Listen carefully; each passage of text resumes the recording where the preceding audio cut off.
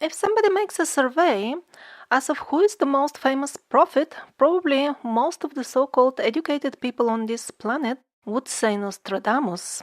And that's because of the mass media, especially because of the documentaries aired by the biggest channels. Nostradamus is their favorite because his verses are quite vague and can be twisted easily in almost any direction. And so the mass media does interpret them in a ways to serve its agenda, which is to artificially boost the feeling of hopelessness and the expectations of a dark future for the human race.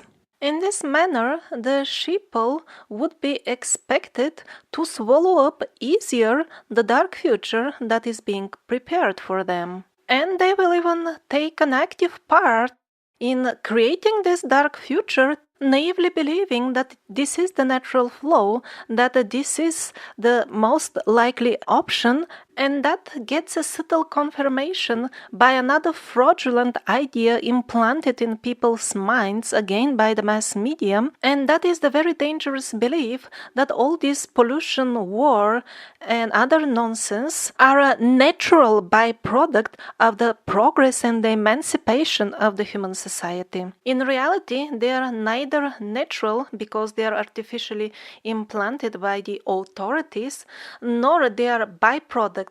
In reality, they are just tools used during the controlled demolition of the human society that is going on at the moment. And deliberately confusing people about the very meaning of what is a prophet actually plays a major role in this, because prophets have been always the leaders of society. That is why people are not being informed that even in our modern times there are people who can make amazingly, stunningly accurate predictions, along with performing biblical-style miracles. Instead of informing people about the existence of such prophets even nowadays so that they can benefit of their teachings that aim at real peace and prosperity, the mass media has only stained the true meaning of the word prophet and is now gradually substituting it with the idea of some abstract vague verses of Nostradamus. And it seems to work pretty well. People don't even care to hear the messages of the personifications in human flesh of that divine fabric of creation, of which they are made themselves and to which many of them even go to pray to church. The human race has not only turned its back to its own engineers, the celestial beings who created us, we have even reached the point of almost forgetting them. But our creators and guardians have not abandoned us. This episode is about their messengers and about the new golden age that is about to start very soon. The miracles of these messengers are a proof that they are genuine, and the full concept of the new golden age coming very soon is not yet another fabrication of the parasitic forces that is meant to keep us silent while we are being slaughtered. First of all, I want to tell you about Bruno Gröning. He was a simple man without higher education. By trade, he was a carpenter and did other types of manual labor. Carpenter. I wonder why that sounds familiar. Bruno was mystic and a healer. Seriously disabled people were coming on wheelchairs. After seeing him and listening to him, they would be immediately able to walk and even push their own wheelchairs. Others were in such a serious condition that they were brought on stretchers by their relatives. All they did was listen to him, take his instructions to heart, and they were also cured instantaneously. I do encourage you to see the videos, the links to which are in the description. Many of the people who got miraculously healed are still alive to tell the story. Many others were studied by the medical professionals at that time. I wonder where was the church at that time? Was it too busy not to hear about him, to not canonize him as a saint, to not recognize him? It must have been taking a nap, and it seems it's not out of its slumber yet, because entire nations, the population of which considers themselves to be Christians, organize bloody and cruel wars, Sadly, the Church doesn't find time to remind them that this is fundamentally non-Christian. The government of Germany at that time ordered the mass media to lie about Bruno Gröning. In the documentaries, you can see a journalist of that time testifying in front of the camera about it. But it didn't work. People were arriving by trains, by foot, by any type of vehicle. They didn't know the address, they only knew the name of the village, and they would hear from him and get help. But the government did not like the idea of the people of its country being healed. That is why they instigated a number of legal cases against Bruno on the grounds that he is healing people without having medical education. Their devious schemes succeeded, and he was no longer allowed to heal at the end. And because he took birth on this earth in a human body only for the sake of others, when he saw that the humanity in general is not yet ready to accept his message, he felt that he has got no more business here and left this earth at a relatively early age. He also had the powers to see the past and the future, and he told us that a new age is coming very soon, an age when everybody will have the powers to heal like him. I believe him. His word of honor is worth more for me than the words of all the millions of quackademics that assure me that they have dissected the universe and have definitely figured out everything already. There's a feeling inside, so deep and so wide, so open and free. When love is revealed, all beings are healed, so naturally. When you let go of fear, the truth will appear.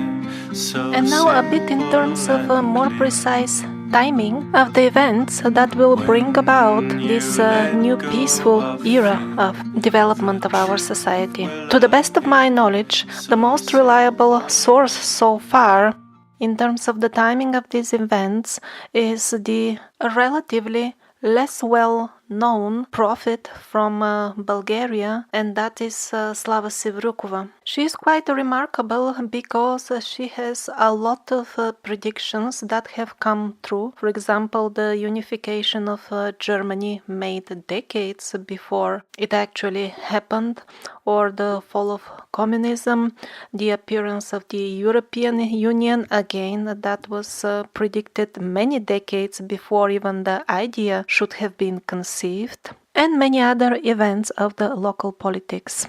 The predictions were made in a clear language that doesn't allow 1,000 interpretations, which is the case with many other prophets. And in addition, they were recorded and published in books. There is a good amount of books devoted to Slava Sevrukowa. So they are most definitely genuine and not some questionable article that was written after the events occurred. You can make yourself familiar with further details about those predictions in the link provided in the description. And actually, Slava Sevrukowa is quite an amazing person. She's been awarded honorary titles by a number of internationally famous universities for her works in physics. She did not have any formal education of physics, but she was approached by scientists. They directed her to what kind of particles she should examine, because at that time the microscopes were not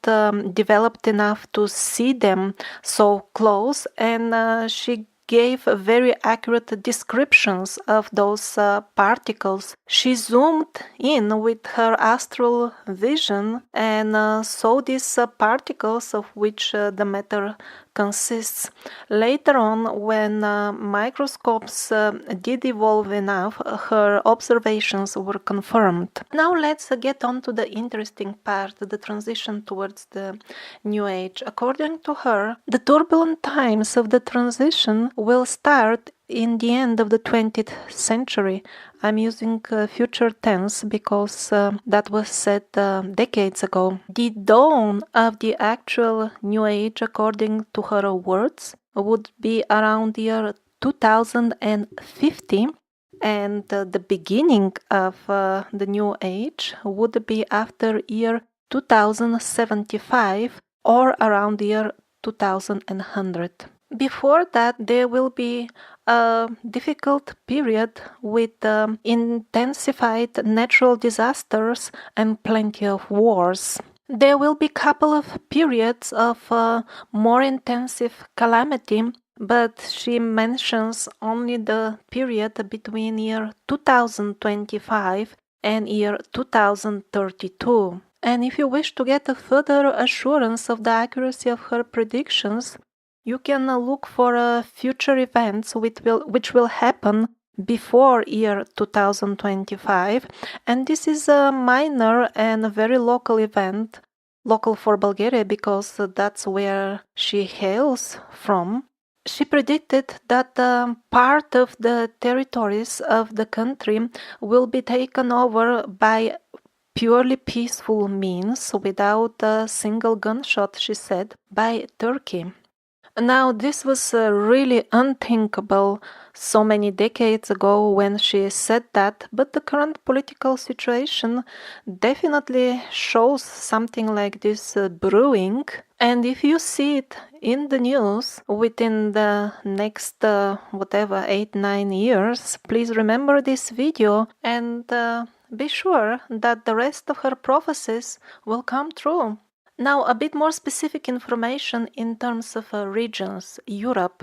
Due to natural calamities, large parts of the continent will be submerged underwater. Those who live in the highlands will survive. Exact timing was not given, but the general impression is that it will happen before year 2075. She also foresaw the terrible economic crisis in Europe. Well, it's gonna get terrible in the future. The worst of it would be after year 2025. At that time, the general population will be still not aware what is the real cause of all this economic crisis.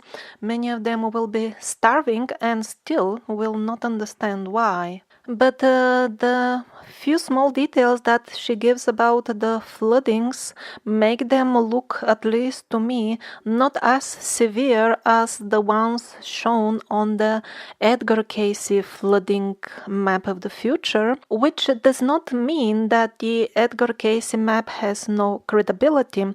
Maybe he has taken the snapshot of the Earth at the time when the waters were at their highest level, and later on maybe they could subside.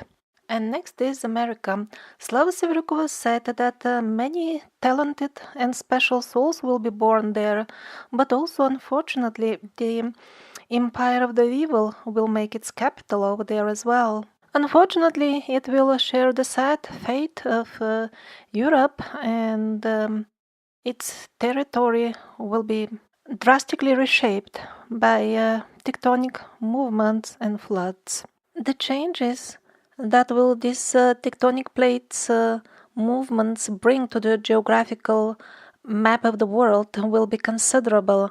Entire nations will go missing. And whoever survives these natural calamities will be most likely killed in the wars that will follow them. Those wars will come to write some of the most shameful pages of the history of humanity.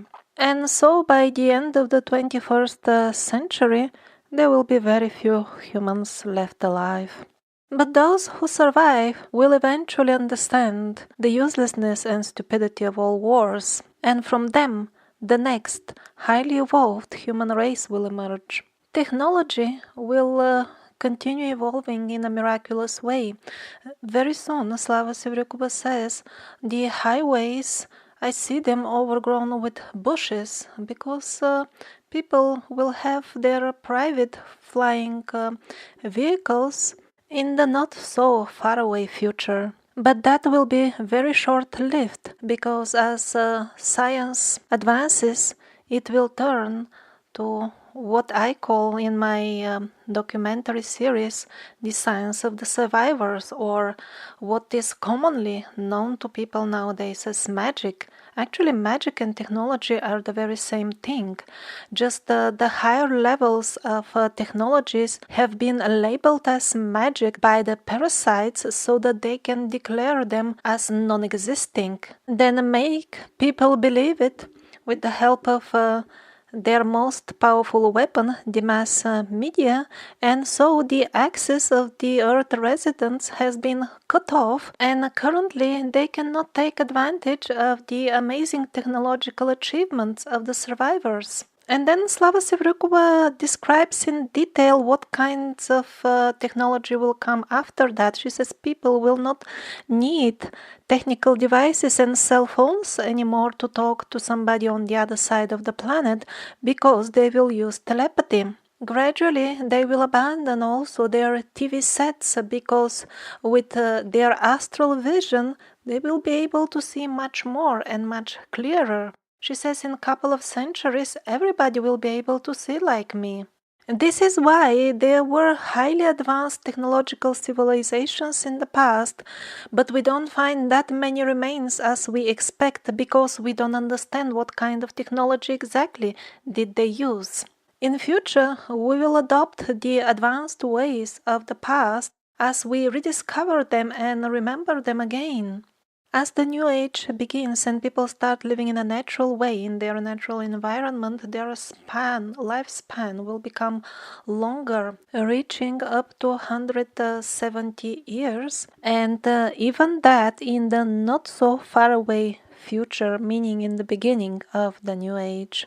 Now, interestingly enough, the year that Slava Sevrukowa gives more or less as a start of the New Age is 2075, and that is exactly the year given by the Seth personality channeled by Jane Roberts. The channeling is found in her books, Seth Speaks, Nature of Personal Reality, and a dozen of others. And this is the only channeled material for which I think we have a serious confirmation and reasons to believe that it is absolutely genuine. One of the reasons for which I consider them to be genuine are the details given by Seth regarding the afterlife. These details were confirmed very well years after they were published, and it happened because the past life regression techniques evolved. And these details about the afterlife and the details of the existence on the astral plane were not confirmed by a couple of people who have read New Age books and maybe even the books of Jane Roberts, but by hundreds of thousands of people who have undergone past regression and have been telling about the other planes of existence. Many of these people, actually most of them, are simply patients who need help sorting out their internal world. They don't necessarily believe in astral existence or have any interest in it or have read any materials, New Age publications on it. And combine all this with the fact that Jane Roberts and her books are not extremely famous. Okay, they are translated, they are international, but she's not an author that everybody has heard about or an author that everybody has read. So there is absolutely no chance that those small details have been known, what to speak of being believed, by those thousands of people who confirmed them during their past life regression sessions. And this is only one of the reasons. There are more for which I think the Seth channeled material has to be taken very seriously, of course, by those who are interested about finding the truth about their real self. So Seth clearly says, by year 2075, the transition towards the New Age, the new peaceful society, will be completed.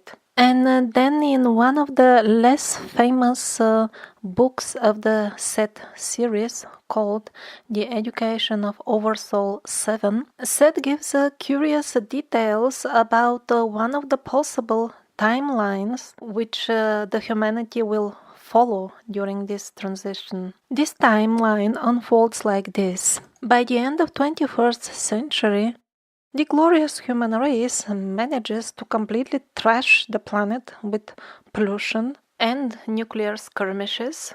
And after the people understand that they can no longer even breathe here, they take to the skies and they build floating cities in Earth's orbit. And this book, The Education of Oversoul 7, contains the fascinating account of a young boy that escapes the floating city because he has a dream to start new type of society on Earth that will respect the planet and will live in a natural way. Upon arrival on Earth, he meets people who have been already attempting to do this for some time. And those people have been deciphering information from all the ruins that have manifested on Earth after the New Age started. We'll return to this point later on when we review Mother Shipton's prophecies. Now I just want to finish off with the floating city topic, and the Seth materials are not the only source of it. There is one other published book by a psychiatrist, I believe, who got hold of a very interesting hypnosis subject who traveled to the future and was one of the residents of these floating cities. The information about the floating cities in both books absolutely matches. And to translate it into survivors' terms, the parasites, they gathered together and they built the floating cities and completely established their rule there.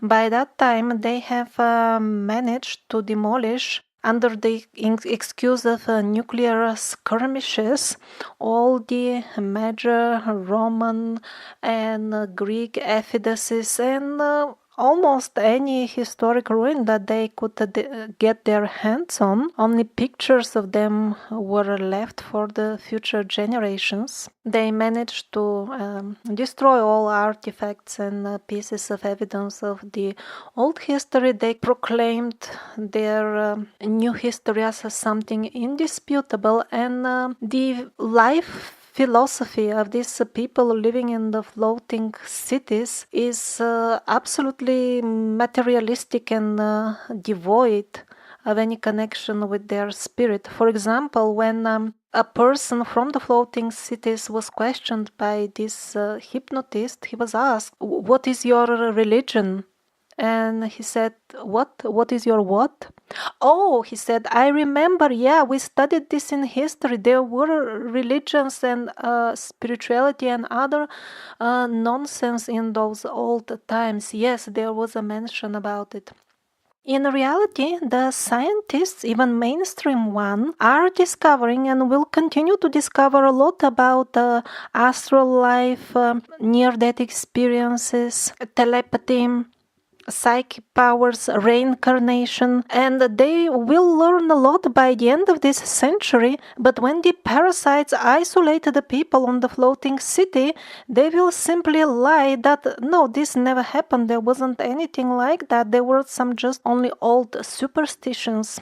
While on the other hand, the freedom communities, and that will remain on Earth, will start learning from nature and from old knowledge that will become accessible to them in a special way to facilitate their learning. So in terms of the future of your individual soul, if you are very much inclined and all these technological gadgets are the most important thing for you in the existence, you will have the opportunity to continue getting reborn in such an environment in the floating city communities. Over there, life will be peaceful and maybe even quite nice according to some people's standards. There will be no more wars because there will be no need of staging such. The parasitic takeover will be complete. But if your inner self is more interested in exploring the mysteries of consciousness, then you will get the opportunity to be reborn on planet Earth and get advantage of technological developments that are far superior than the technical one we currently know of. But your preference will be only one of the determining factors. Another very important one is the set of beliefs that you have cultivating during your numerous reincarnations. Let's put it in simple words with a very easy example. If somehow or other you maintain the belief that war is under any circumstances an option for human behavior, this belief of yours may make you unsuitable candidate for reincarnation for that future society on our planet, because people at that time will not be interested in these types of behavior models. And when they plan their future children, when they put the energy of the individual soul that they are calling as their child, they will be calling for different types of soul, and you will not get a chance. The same will apply for all types of beliefs that harming others or harming the nature around can have some sort of excuse. And if you still believe that you are actually a very good person, but others around you are bad and are provoking you to respond with violence, insults, or anything else of that sort, all I can say to you is that the fact is that you do not understand the law of karma will not make you unsusceptible to it. Again, if you believe that if in future you are born in a paradise-like environment, you will of course be a very good person because there will be no problems provoking you, I would like to tell you that you are absolutely wrong. You are absolutely wrong. Reality is different.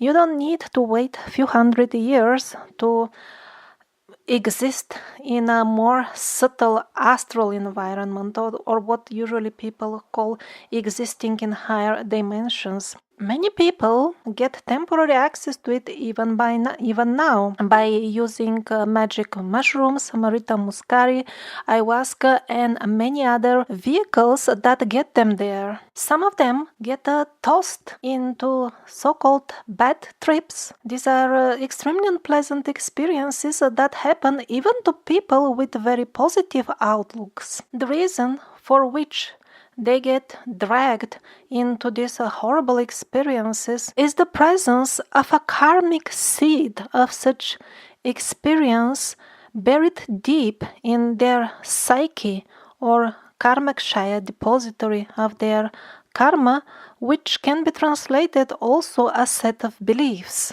As the soul starts functioning in higher dimensions of existence, such karmic seeds get manifested much more quickly. That environment is very similar to what everybody has experienced during their sleep time in their dreams. Everything changes very fast. You fly quickly from here and there. You end up in different situations without being physically transported from one location to another. What most people experience in dreams is very similar to living in higher dimensions, but there is a big difference. Most of us do not have control over the environment, over the happenings, the events in the dreams, while people who get born with a proper body in a higher dimensions environment, he knows how to control the environment around, and this environment reflects his karmic seeds in a flash compared to us, because we plant a seed now and we eat its fruits in few lifetimes. We live in such a dense environment currently that it happens very slow, while in the higher dimensions it happens very quickly. So people who still have in their karmic shaya a lot of seeds of darkness will find it very frustrating and unpleasant. The higher dimensions are not for them. And that is why the arrangement of karmic reincarnations works like this. First of all, one learns the basic lessons of karma in a more dense environment, in the same way as you learn car driving initially on a very low speed. And once you master the basics, you can drive sports cars as well. And the removal of negative karmic seeds does not take place when a hairy, smelly devil boils you alive in a pot of oil. It happens when you sit and give yourself time to think. There is a much more sensible way to do it. You can read more about it in the books of Jane Roberts and also the compilations of Dr. Michael Newton and Dr. Brian Weiss. And back to the floating cities, below in the description there is a link to a free PDF file with the book, but I would advise you reading it only after reading at least a couple of other books of Seth, Jane Roberts. Otherwise you will find it absolutely confusing, probably won't understand anything at all, and you will wonder why you're wasting your time with this book. And it might be worth using online translator and having a look at the website about Slava Sevrukowa. There are small curious things over there. For example, about the first Russian astronaut, Yuri Gagarin. She says that actually he was not the first one, he was the 10th. The first 9 attempts were unsuccessful. She doesn't give details, but I get the general impressions that simply the spacecrafts exploded in space. And then the spaceship of Yuri Gagarin was actually launched a few days before the officially announced date. They wanted to get sure that it all happened really and he didn't die over there like the first few.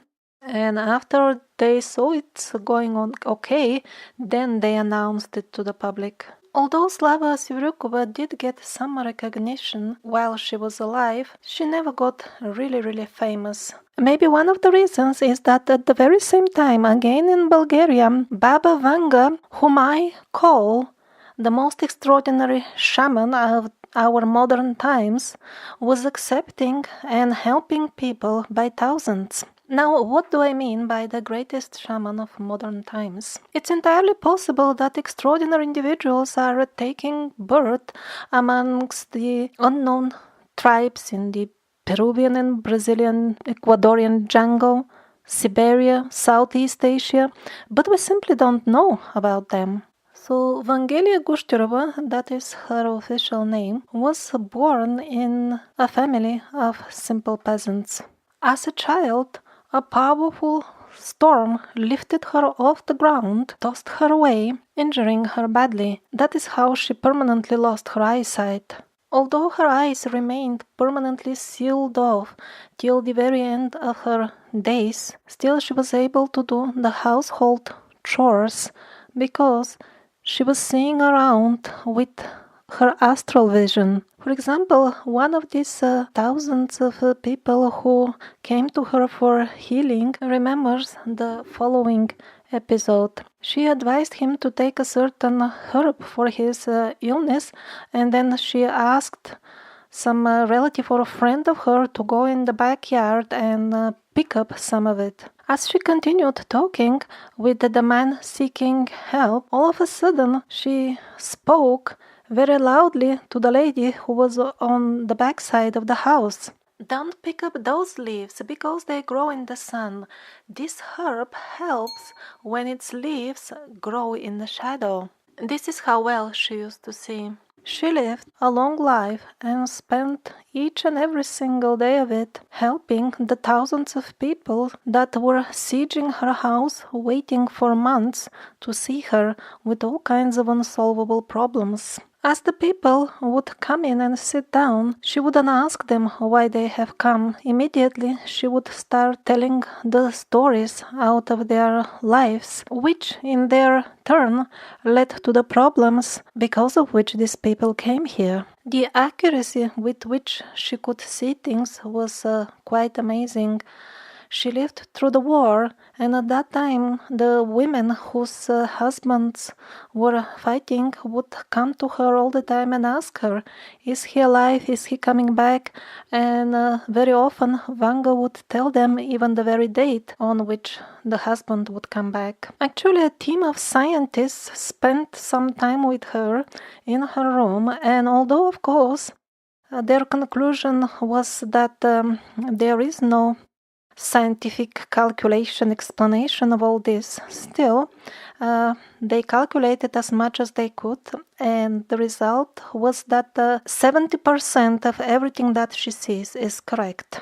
Her accuracy could be rated something like that of Edgar Cayce. Definitely he saw too many things to make it clear beyond any doubt that he had special abilities, and yet some of his visions did not come true. It is not by chance that another observation, another statistic made as of the accuracy of the historic events as they are seen by people under past life regression is also 70%. Well, apparently 30% do tend to get lost in the translation when information is transmitted from one plane to another. But yet not always, because Slava Sevrukowa seems to get it right all the time. But in the case of Vanga, I think it's more of a language problem in terms that she hasn't seen much of our world to understand it so well, to the point that she can transmit everything in a fashion the way we understand it. She was always blind, not much education, she hasn't been anywhere much around at all. She frankly told people, "You have absolutely no clue in which world I actually live and what I see." And by the way, her general opinion about our understanding of what history has been is as follows. People nowadays don't have the slightest clue of what the history of their planet was actually. But then she continued, "Times will change. People will unearth amazing golden cities, and then they will become aware of who they are and why do they get born here." Vanga was quite famous. For example, even the presidents of many countries would come to her humble hut. My favorite is the meeting with Leonid Brezhnev. He came and he sat on the simple table where she was accepting guests. And since he saw a blind woman in front of him, first he wanted to make sure that she knows who is he. So he sat and asked, "Do you know who am I?" And she said, "Yes, I know who are you. Do you know who am I?" Hitler also paid a visit to Vanga himself, but she chased him and his people from far away. As the group of men were approaching her house, she turned them off by shouting, "Don't come here and tell your boss that he will not conquer the world." Countless reports show that she was not extremely favorable to people with dark intentions, and she would tend to chase them away even before they enter her hut. Now, in terms of actual predictions about the future of the planet, many times she spoke, it is also recorded on video, that the great peace is coming. That's how she called the new era. That was also her very last message before she died. "Don't you worry, all of you, the great peace is coming soon, very soon." Well, some people were complaining about the situation in general, and they were asking, when is this peace coming? We are tired of waiting. Her reply was, you are too much in a hurry. You are not gonna see this with your eyes. It's your children who will see it. Syria has not yet fallen. She definitely spoke about the cruel war that will sweep through the Middle East. At least half a century ago, she said that Syria will be in the middle of this conflict. And after Syria falls, according to her, whatever that means, then an apocalyptic chain of events could be expected. She also mentioned that the people who will live through this war in the world will not even understand who is fighting who. I find this to be an absolutely correct observation, and if you are under the impression that these are some local Muslim terrorists over there, I would strongly suggest that you consider other source of getting your news. Now, if you use the search engines to look for Vanga's prophecies, most likely something like this will appear in your screen.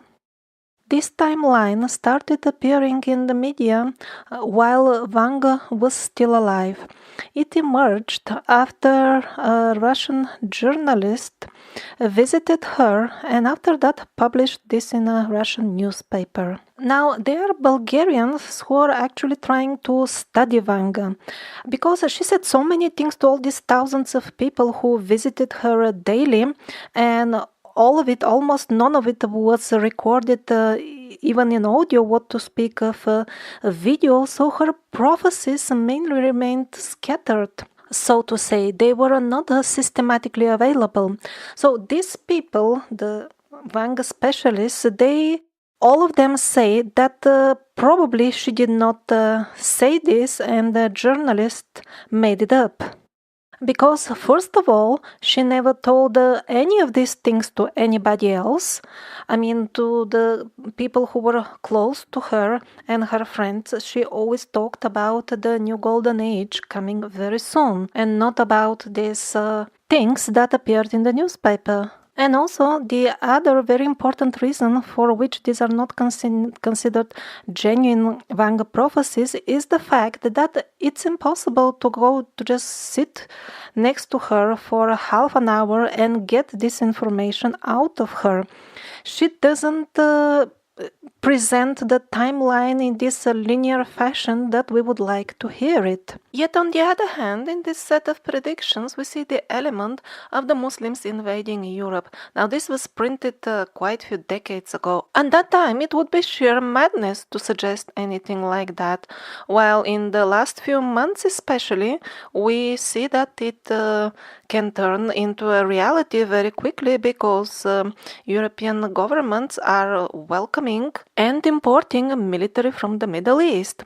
I mean, this is a piece of information from the mainstream media, along with the genuine refugees who are indeed simple people running from the war that is ravaging their countries. They are people in uniforms belonging to what is usually labeled as dangerous terrorist groups. And not only that, but even the mainstream media doesn't hide that some of the so-called refugees are actually people with false passports. The European Union does not have any strict checkup are the passports genuine. They openly admit that there are thousands of people with false passports and yet they daily continue accepting them.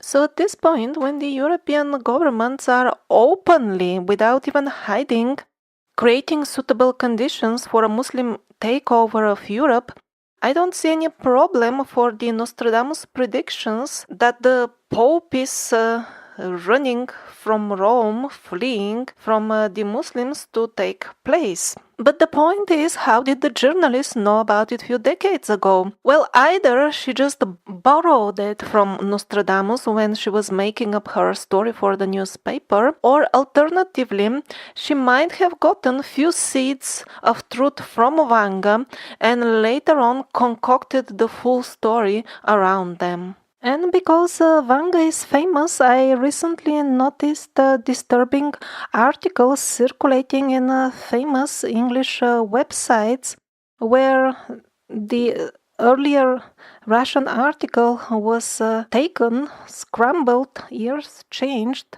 stories twisted, and a new prediction cooked up and published as Prophecies of Vanga. In reality, what her friends and relatives certainly heard from her again and again was a timeline very similar to the one of Slava Sevrukowa. But Vanga is my favorite because she is such a powerful teacher. For example, this is how she describes the most difficult years of apocalyptic events. Some people will be running abroad with their last money, hoping to escape.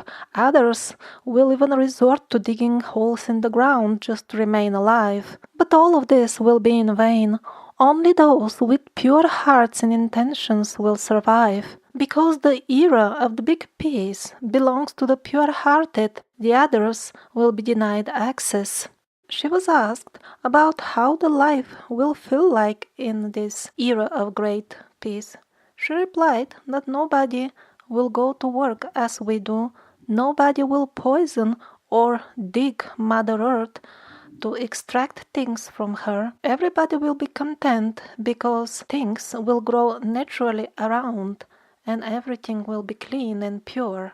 And then people asked her, but what are they gonna do all day if they're not going to work? She replied that mainly they will take great care that the children grow up pure-hearted.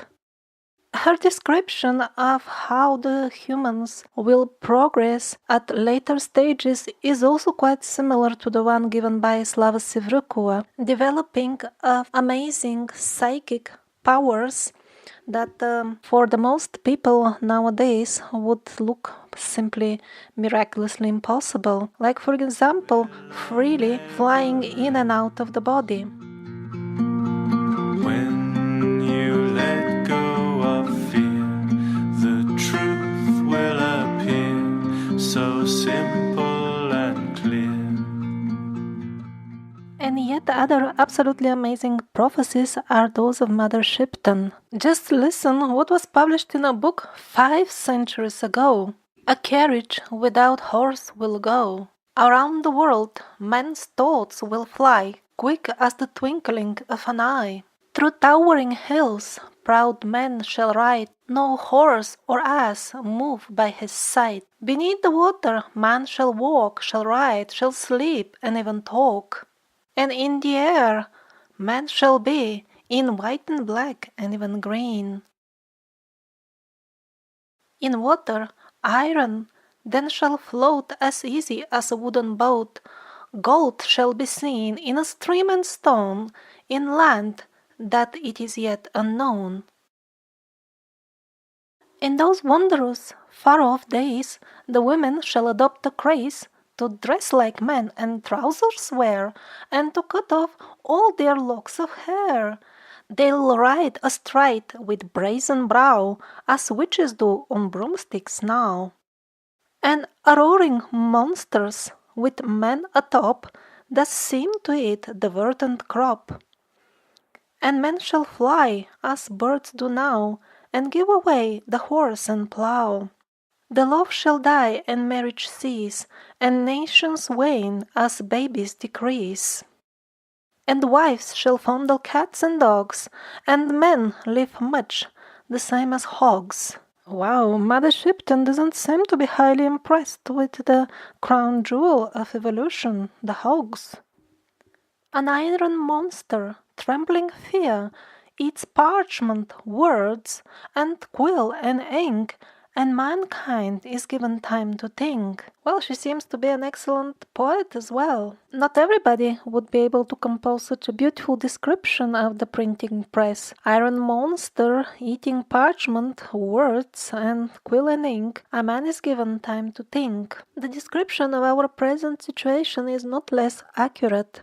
And murder fall, and brutal deed, when man will only think of greed, and man shall walk as if asleep. Probably she refers to the hypnotic trance caused by the smart gadgets we use. As we saw in the earlier episodes, people walk into traffic, get injured, or fall off cliffs and kill themselves because they're hypnotized by their smartphones. And that is by thousands every year. The king shall false promise make and talk just for talking's sake, and nations plan horrific war, the like as never seen before. The taxes rise and lively down, and nations wear perpetual frown. Well, I can't think of better words to describe our politicians than this, and just talk for talking's sake. And then she continues with the things that are yet to come. These mighty tyrants will fail to do, they fail to split the world in two, but from their acts a danger bred, an illness, leaving many dead. When pictures seem alive, with movements free, when boats like fishes swim the sea, when men like birds shall scour the sky, then half the world, deep drenched in blood, shall die. 3 sleeping mountains gather breath, and spew out mud, ice, and death. An earthquake swallows town and town, in lands as yet to me unknown. For those who live the century through in fear and trembling this shall do, flee to the mountains and the dens, to bog and forest and wild fens. For storms will range and oceans roar when Gabriel stands on sea and shore, and as he blows his wondrous horn, all worlds die and new be born. A fiery dragon will cross the sky 6 times before the earth shall die. Mankind will tremble and frightened be for the 6 heralds in this prophecy. For 7 days and 7 nights man will watch this awesome sight. The tides will rise beyond their ken to bite away the shores, and then the mountains will begin to roar, and earthquakes split the plain to shore. And flooding waters rushing in will flood the lands with such a din that mankind cowers in muddy den and snarls about with his fellow men. He bares his teeth and fights and kills, and secret foods in secret hills, and ugly in his fear he lies to kill marauders, thieves, and spies. Well, this is such an amazingly accurate description of the current situation. Secret foods in secret hills, those are the bunkers. Many of them are getting built already. And then ugly in his fear, he lies to kill marauders, thieves, and spies. Yeah, that's what they are telling us, yeah, that they're killing marauders, thieves, and spies. And the Hollywood promotes that fairy tale that the military is about defending your country from the others. Actually, all these secret services have no intention to protect you. They're doing something completely different. It's nice to see, though, that at least some politicians dare to tell the truth. The truth that all these staged wars have nothing to do with defending the interest of the population of any country at all. Довод НАТО таков. Ракетный щит возводится не против вас, а против Ирана.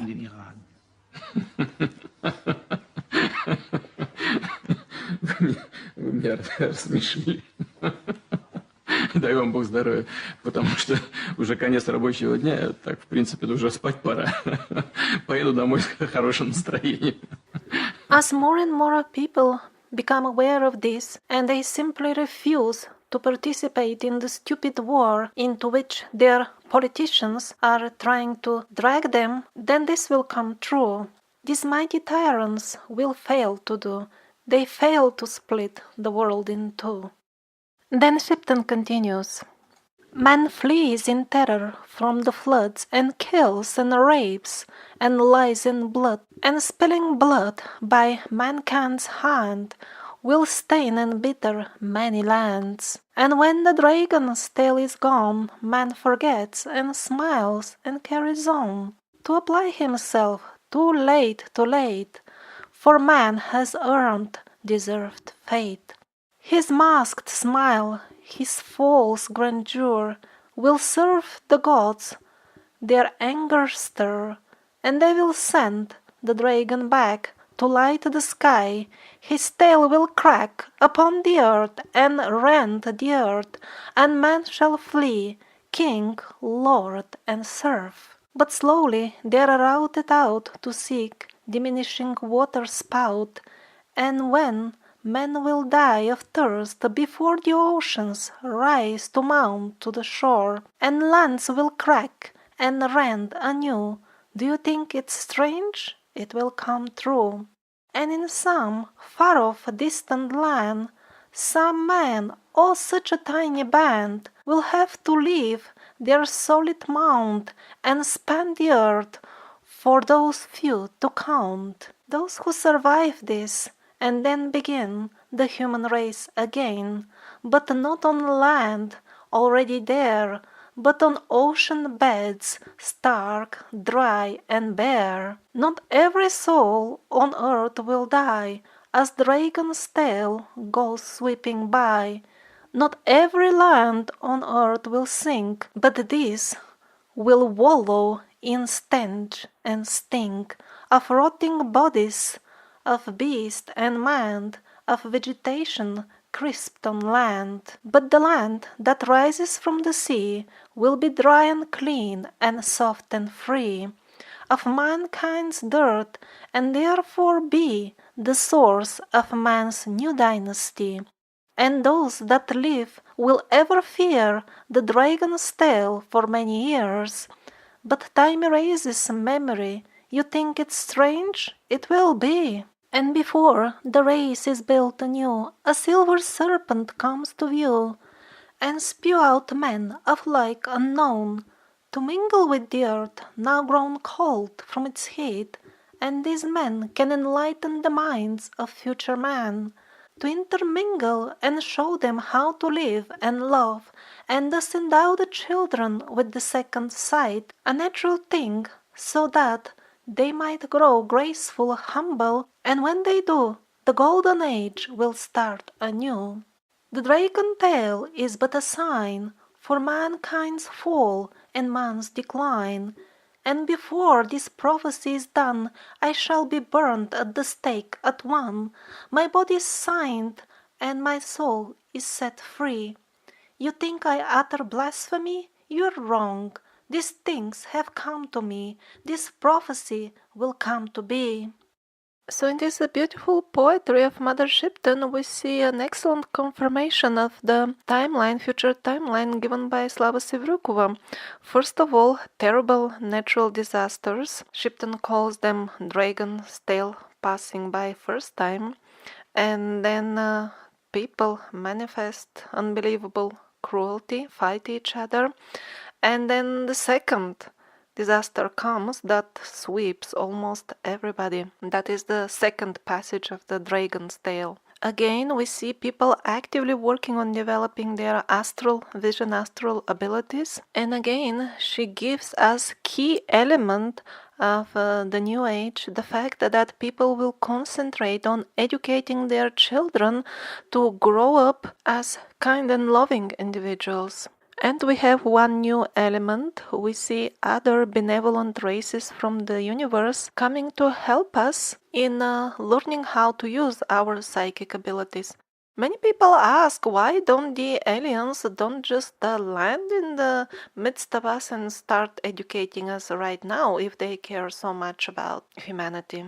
Well, they don't do it for the same reason for which gentlemen don't go to the quarters that are infested with criminals. The gentlemen definitely have a very important message that they can share with the bunch of criminals, but the problem is that those people are not ready to accept it. They will simply rob them, beat them up, and there will be no educational effect.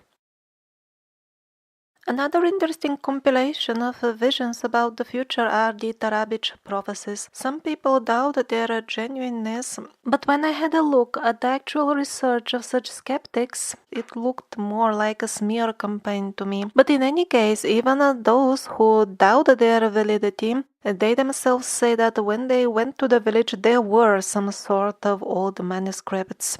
Well, in any case, following the links in the description, you can make yourself familiar with the prophecies that has already come true.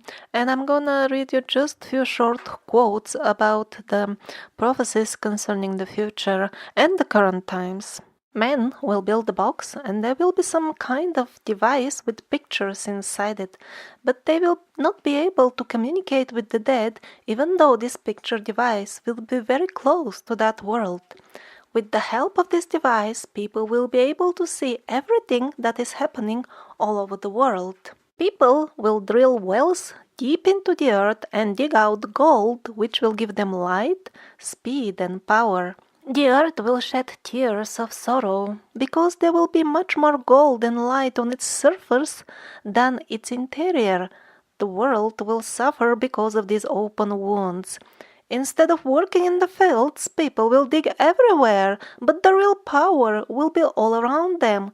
Only after many years will people remember this real power, and then they will realize how foolish it was to dig all those holes. This power will also be present within the people, but it will take them a long time to discover it and use it. These people will live for a long, long time, unable to know themselves. When they do, people will much regret that they had not discovered that knowledge earlier, because it was all so simple. They will believe that their illusion is the truth. Although there will be no truth in their heads, people will start to hate clean air, divine freshness, and all divine beauty, and will be concealed in darkness. It will be impossible to tell men from women. Everybody will dress in the same way. A groom will take a bride, but nobody will know who is who. People will be lost and will become more and more senseless by the day. Men will be born not knowing who is their grandfather and great-grandfather. People will think that they know everything, but they will know nothing.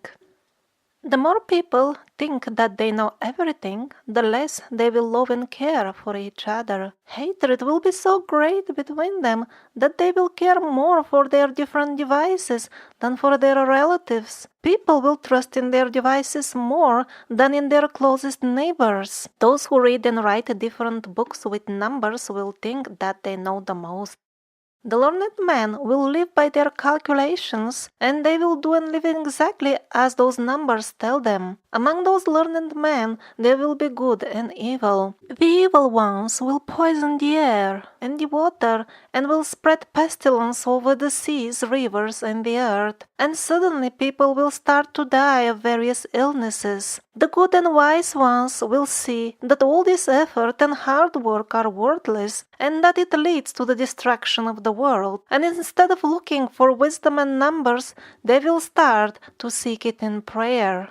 As they start to pray more, they will be closer to God's wisdom, but it will be too late, because the evil ones would have already ravaged the full earth, and men will start to die in great numbers. Those who escape will save themselves and their families, but not for long, because a great famine will appear.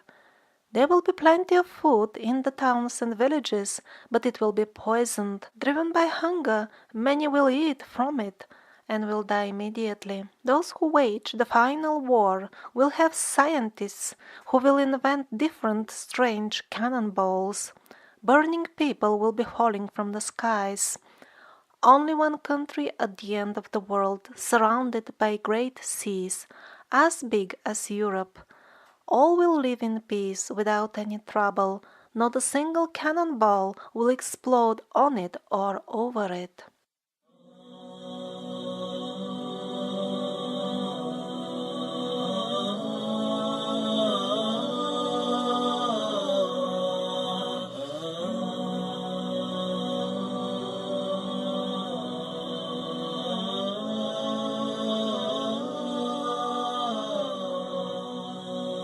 The prophecies of Van Rensburg from South Africa are also extremely interesting, and they confirm the general sequence of events as given by Slava Sevrukowa and Vanga. Van Rensburg should be taken very seriously for sure, because a good number of his predictions have already come true with an amazing accuracy. He concentrates more on the details of military action during World War III. Again, Syria comes up. Again, we see Europe devastated by Middle Eastern occupants in a blink. Again, terrible floods on continental scale. For example, Japan gets almost completely submerged. That was coming up, by the way, in a few other prophecies. And he also does give a hint about the peaceful times that are about to come after the end of World War III. He says that at that moment, a fair government consisting of people of integrity will start governing South Africa. People who perform miracles and prophets are not only a thing of the past. They walk amongst us as well. Unfortunately, the majority of people have become disconnected from their human essence to such an extent that they don't see much point to be interested in these exceptional personalities. Constantly attending to the apps on their smartphones has a much bigger priority. Perfect example of such a living saint would be John of God from Brazil. He has treated for free over 1 million people already in his life, and many of them have reported miraculous cure, or at least considerable improvement of their condition. His miraculous style of cure has been studied by a big number of medical professionals, who also concluded that there are genuine cases of what a common man would call miracle. The type of surgeries that he performs are still very far beyond the horizon of the front-age medical science, so-called science nowadays. The penguin professors don't even have any suggestions of what kind of anesthetic is working on the patient. Under normal conditions, this patient should be screaming with pain and should be losing gallons of blood. So wouldn't it make sense that people like John of God who are able to perform such surgeries, he is not the only one by any means, there are hundreds of others who do it as well. So maybe this type of people who actually do it would be expected to know how is it happening, and probably they will be willing to share it with the world. After all, they obviously care for the world. They are treating people usually for free all their lives. Yes, that's right. They do know and they want to share it. And this is exactly why they are pressed by government institutions to shut up, keep silent, unless you don't want legal problems. Even John of God himself is forced by the circumstances to be very careful what exactly is he saying to avoid legal trouble. So those who know are silenced by devious methods. Those who need the knowledge are being distracted by gadgets. And what is the result? The zombification of the human race goes on as planned.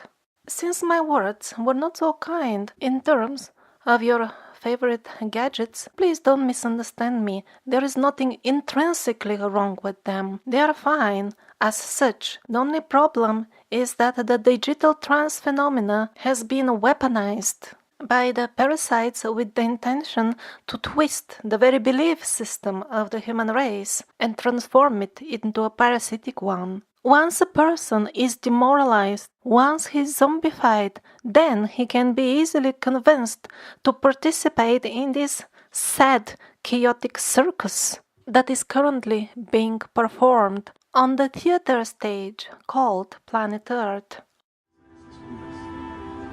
Isto é o poder de Deus. Isto é quem acredita naquele grande arquiteto do universo. Eu nunca curei ninguém. O que cura é Deus. And another interesting prophecy written some 1,000 years ago by a Russian queen named Olga and written down on a silver plate with the alphabet used by the Scythians. Amongst other things, she mentions, "This nation will drink from the bitter cup of sorrow, and that will last 1,000 years. And there will be famine, war, and even worse, evil-mindedness. The fraud kings, like vicious dogs, will trouble their citizens, and in their madness they will even change the history. They will bring about the destruction of their own nations. There are also other historic prophecies that deserve our respect. They are not some sort of recent concoction of a journalist who is assuring us that the end of the world is coming because the Mayans said so, and he tells us that even without asking the living Mayan tribes. There are many genuine old prophecies that are a precious wisdom that has survived for us through the ages, and examples would be the prophecies of the Native Americans, the nations that are still alive, and those of the old Islamic books.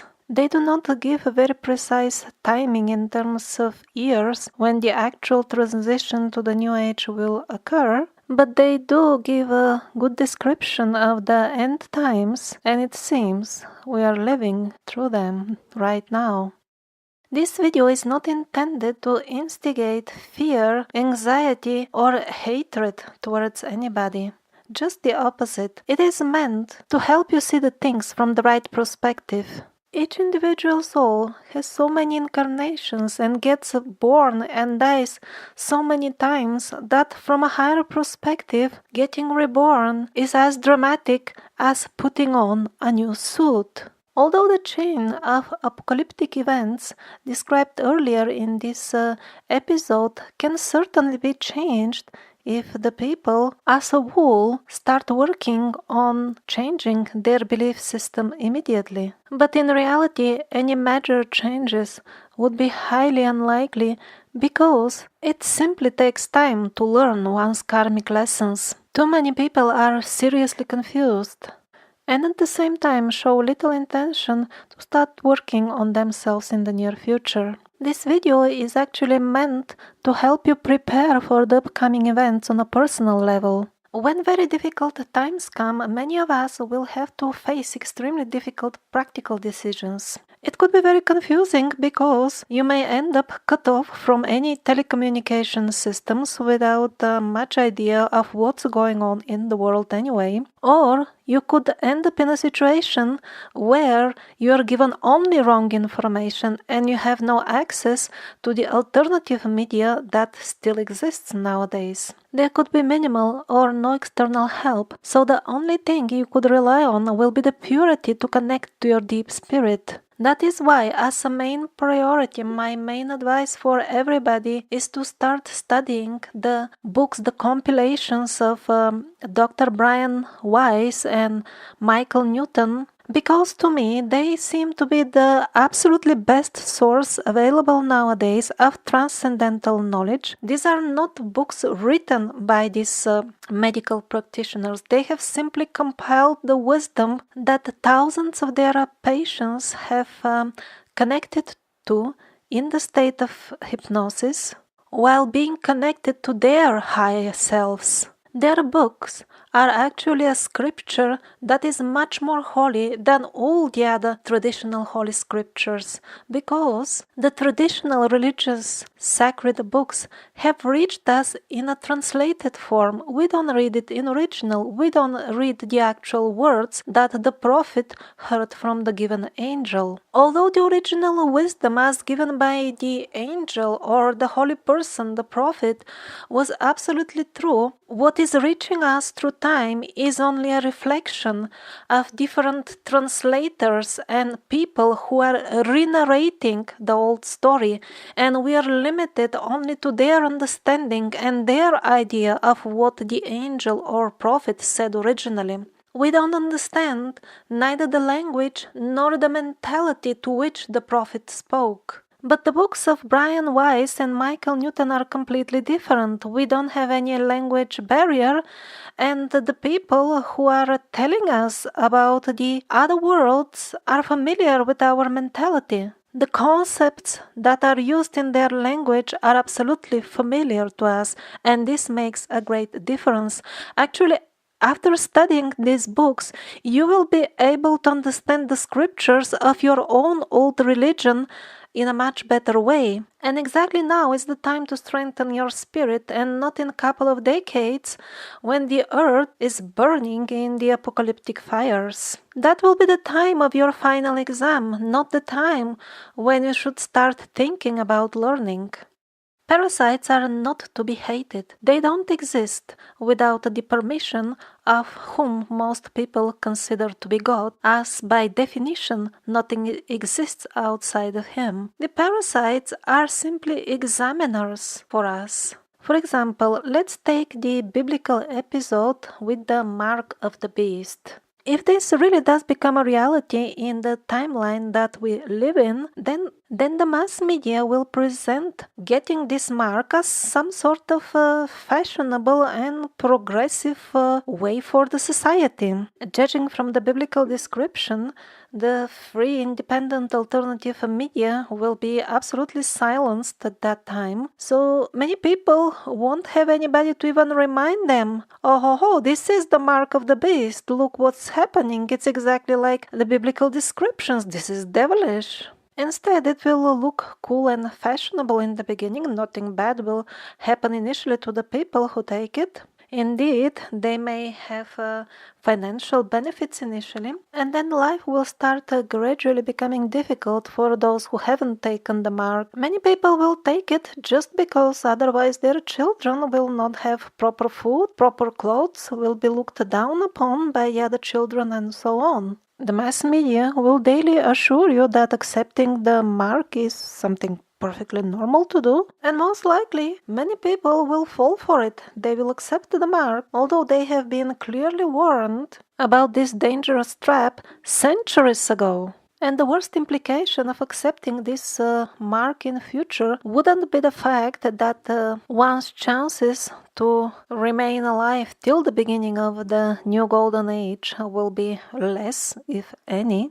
Far worse will be the fact that this piece of technology or black magic, or probably most correctly black magic technology, will have an influence on people's consciousness and will make them carry out unbelievable atrocities and cruelties which will have to be paid for in future lives.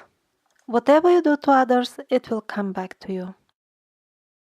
At school, students are required to memorize all kinds of information that may not even be of any use to them during their adult life. And yet, for some mysterious, weird reason, other scientific discoveries which happen to be extremely important are not even included in the curriculum. And namely, the ones pertaining to how to live a happy life. A very good number of scientific studies have proven again and again, beyond doubt, that people who are prone to feeling compassion, kindness, and friendliness most definitely experience far more happiness in their lives.